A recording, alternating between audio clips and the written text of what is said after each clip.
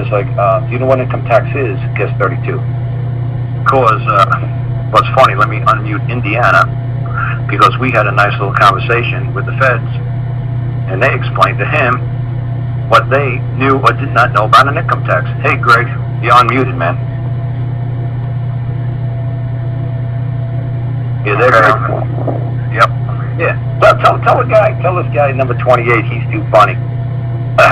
He said, well, they want to be exempt from income tax. Now, what did I explain to you what income tax was? Do you remember?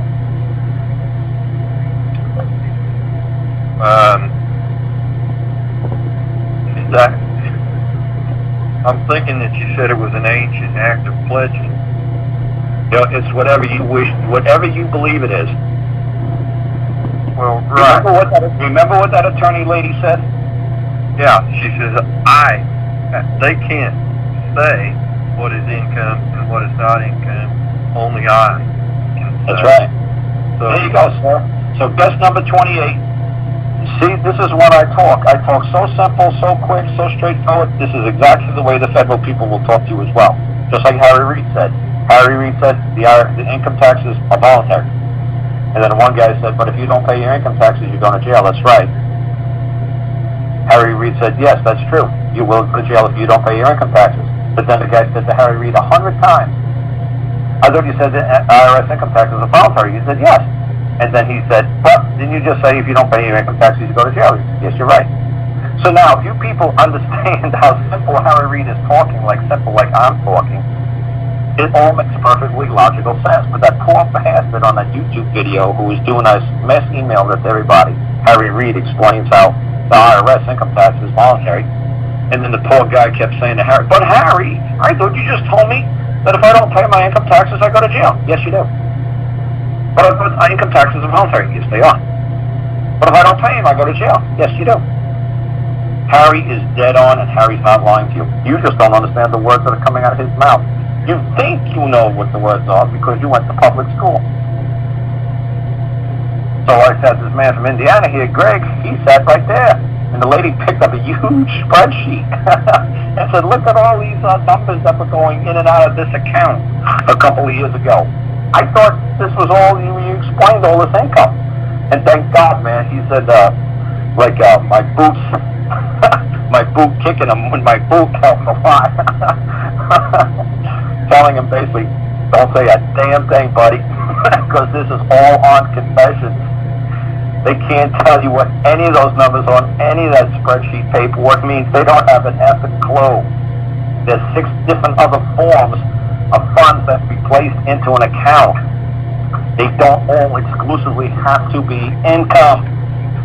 And once you all explain the other 6 forms, but not right now. It's up to you. It's up to you if you want to say that what you have in your account was derived from being an agent, officer, or employee of the government. And she didn't even waste that many words. You wasted many words. All she said to you is, we have no clue what your income is. We have no idea. You have to tell us what your income is. Now, you use this nice big fancy thing that you just said. I can't even remember what the hell you just said. What did you just say again? An agent of what? Well, first of all, you have to, we don't know, and we're not supposed to know, the definition of income. Because there is no. You believe you define it for them. They can't define it for you. That's right. So what's funny if you let them define it, you let Rod Class define it for you under like U.S. Code 26 or U.S. Code 16 or U.S. Code 18. If you want to let these big books define your words for you, well, God bless you.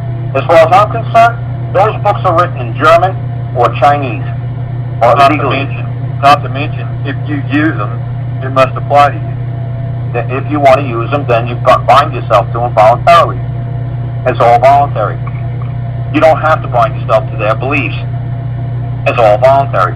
Like I say to you folks, thank God, it's easy for me, it's so much easier for me to understand this stuff than it is for you guys, because my dad did not read or write English. He was German.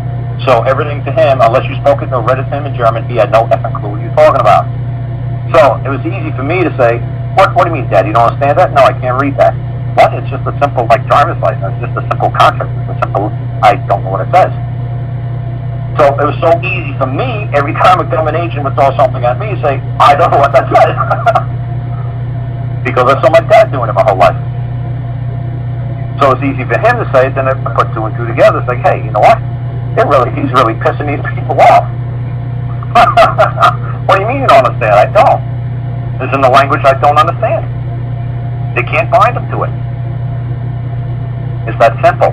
Everything that gets thrown across the desk, forget that you got a straight A, forget that everybody called you a dummy in school if you didn't understand it. Call me a dummy.